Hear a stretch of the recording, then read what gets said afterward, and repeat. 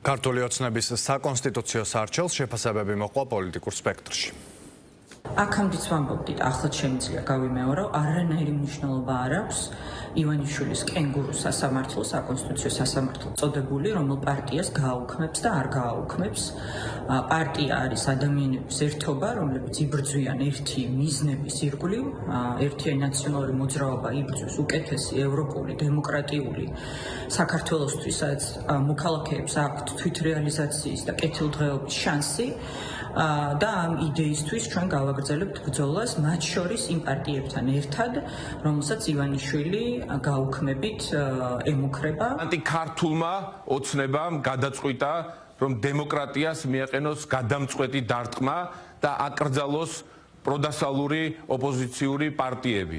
მათ შორის პოლიტიკური კოალიცია ლელოძლიერი საქართველო, რომელმაც ამ წლების განმავლობაში გაატარა საქართველოს მოქალაქეების მთავარი და ძირითადი ინტერესი, რომ პოლიტიკაში დაბრუნდეს ქართველი ხალხის ხმა. ჩვენთვის ეს არის ისეთი გამოწვევა, რომელსაც აუცილებლად მოუძებნით წინააღმდეგობის გზას. ეს არის 28 ოქტომბერი.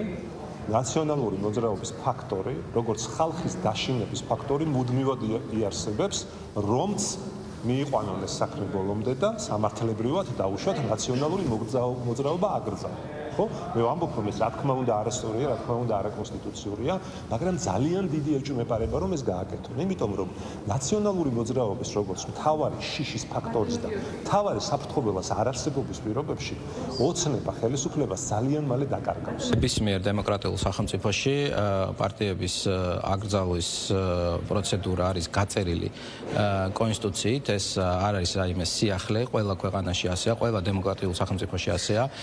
ჩვენ მივიჩნევთ, რომ ეს პარტიები არ ღვევენ კონსტიტუციას, შესაბამისად ისინი უნდა აიკრძალოს. ეს არის ჩვენი პოლიტიკური გადაწყვეტილება, თუმცა ამ ყველაფერს წყვეტს საკონსტიტუციო სასამართლო.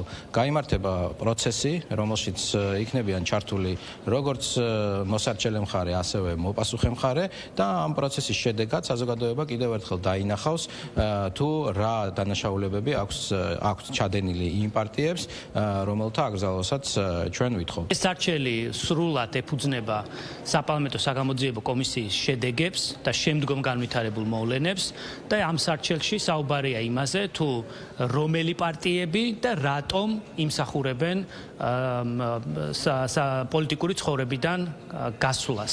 და ეს არის რა თქმა უნდა სამართლებრივი პროცესი, სარჩელი არის ჩვენი დაპირების შესრულება და განაცხადი, რაც თავარია, განაცხადი მოსახლეობის წინაშე, რომ არ შეიძლება და ვეღარ იქნება ისე, რომ პოლიტიკური პარტიები, რომლებიც ყველაფერს აკეთებენ გარდა მათი პოლიტიკური საქმიანობისა, ისინი იყვნენ ჩართული